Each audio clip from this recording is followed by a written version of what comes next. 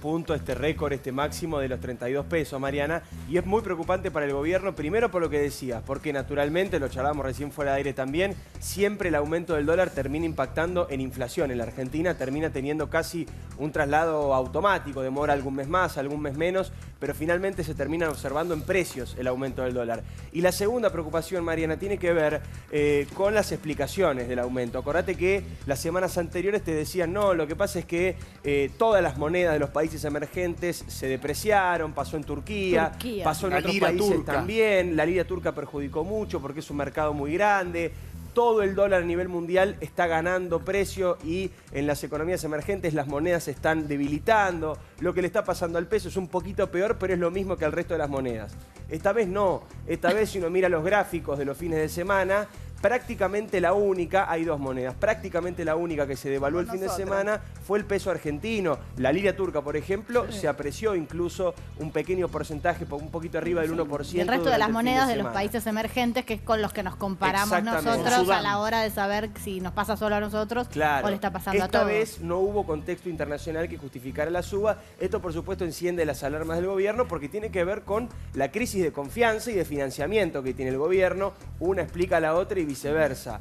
A la Argentina le falta dinero, por eso se le pide al Fondo Monetario Internacional. Ayer el ministro de Economía de la República Argentina, Nicolás Dujovne, contó no solamente que se le pidió un adelanto al fondo, no un extra, sino un adelanto de 3.000 millones de dólares, y dijo que la economía este año iba a caer un punto, que va a caer 1% de la economía, dijo que producto de la sequía. Y lo que se está diciendo es que el gobierno iría a buscar otros 15.000 millones de dólares. Todavía no está claro si es al Fondo Monetario o a otros organismos de crédito. Lo importante es que Argentina necesita dinero, Argentina necesita... Sí, la respuesta es para qué. La respuesta es para qué. Porque, para pagar las obligaciones está de bien, deuda. claro, pero si nos seguimos endeudando para seguir pagando obligaciones que no dejan de ser parte del circuito financiero sin hacer nada con el circuito productivo, digo, es un camino infinito a este paso. Digo, me parece que en principio traer dólares y tener plata significaba generar una estabilidad para que pudiera crecer la economía. Si no se acompaña con crecimiento, es una deuda que no termina nunca. Ahora, la pregunta es, ¿hasta cuándo? ¿Por qué el gobierno no puede controlarlo? ¿Hasta dónde va a subir? Estamos en comunicación telefónica con Claudio Suchovicki, analista financiero. Creo que lo dije mal, tu apellido, Claudio. ¿Lo dije bien o lo dije mal? No, perfecto. Muchas gracias. Bueno, Claudio, gracias por atendernos. Queremos un poco entender si se puede, qué es lo que está pasando, a qué se debe esta suba nueva del dólar y hasta dónde va a seguir subiendo. Existe la respuesta, no tengo la menor idea. Y sí. Estamos complicados, si vos no tenés la menor idea, Claudio. No, pero eso responde mucho. Claudio, estoy buscando esos ejemplos que ponés, viste que vos ponés esos ejemplos que enseguida entendemos la situación. Ahora, si me decís no tengo la menor idea, ya me empieza a agarrar el susto que nos agarra a todos con la suba del dólar. Entonces me salió mal la respuesta. Sí. Porque en realidad escuchaba toda la introducción que hacían. Y necesito decir algo también, la humildad o sea, no es falsa humildad, pero es verdad y lo tengo que decir. Yo soy uno de los que se equivocó en ese proceso de creer que todo debía más a una tormenta internacional que local. Claramente ahora es local, claramente el mercado internacional se estabilizó y este proceso de desconfianza es interno. Cuando hay un proceso de desconfianza, es ahí donde digo no tengo ni idea, porque no hay noticia económica o medida económica en la cual yo pueda enumerar o cualquiera pueda enumerar de cómo es la solución. Cuando hay desconfianza, la confianza no se compra ni se vende, se siente o no se siente. Exacto. Y lo que tenés ahora es un proceso de desconfianza generalizada donde muchos decidieron dolarizar el portafolio. Punto. Aparte, en lo personal, ¿justifico esto de todo lo que están diciendo? Desde mi punto de vista no. Pero repito, me puedo estar equivocando como creo me vine equivocando. El primer lugar, algo que decían ahí, ¿Argentina corre un riesgo de cesación de pagos? Y desde mi punto de vista, no. Si cuando, recién lo sacaba en un canal en TN precisamente, y perdón que repita el ejemplo, vamos a suponer que alguien atraviesa dificultades financieras, una pyme, alguien que no puede y tiene que presentarse en cesación de pagos. ¿Cuándo se presenta en cesación de pagos? ¿En el día del vencimiento del cheque o 6 meses antes? Y en el día del vencimiento del cheque, esperamos hasta el último momento. Claro. Tal cual, porque quizás aparece un milagro, laburo nuevo, algo que me puede cambiar. ¿Está bien? Bueno, una lluvia de inversiones. No me está dando mucha tranquilidad el ejemplo, pero seguimos.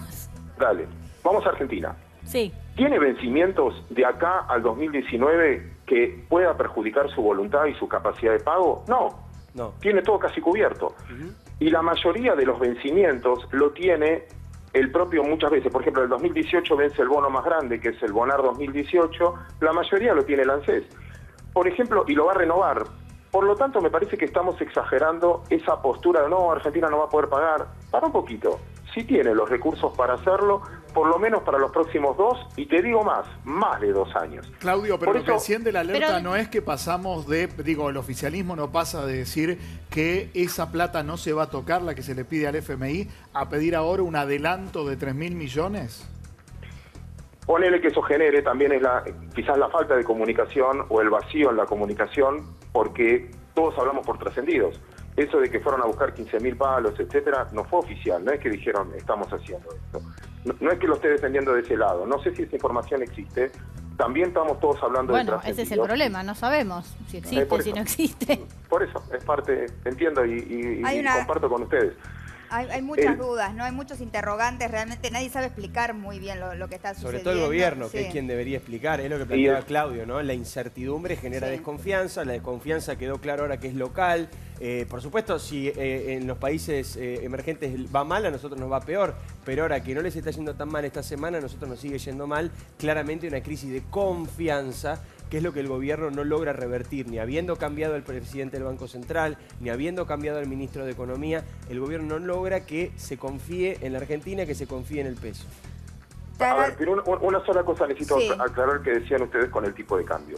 También como para tratar de poner un manto frío, entiendo todo lo que está pasando, entiendo que va inflación, entiendo que genera ansiedad, entiendo que debe ser preocupante para que ustedes abran el programa con este tema, pero hay un viejo dicho que siempre lo usaba el gran economista que sé que ustedes querían mucho, que se llamaba Tomás Bulat. Él tenía un gráfico que siempre mostraba que el dólar generalmente, tarde o temprano, se equilibraba al valor de 1 litro de nafta. Y que 1 litro de nafta super en su gráfico siempre valía más parecido a lo que valía el dólar. Porque el dólar genera inflación, pero la inflación también genera suba del dólar. Porque ustedes comparaban con otras monedas recién.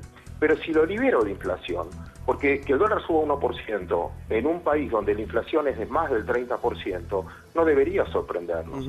Porque si comparo con Brasil, la devaluación de Brasil es mucho más fuerte desde el punto de vista de que ellos no tienen inflación. O la inflación es muy baja. Entonces en Argentina lo que hay que medir es la devaluación en términos reales. Cuánto por encima de la inflación sube o no sube. Y desde ese punto de vista me parece que va en línea, si lo tomo desde el 2015, más parecido a la retroalimentación de la inflación. Y creo que es un círculo vicioso, ¿no? La devaluación produce inflación y la propia inflación deja atrasado al dólar y así venimos,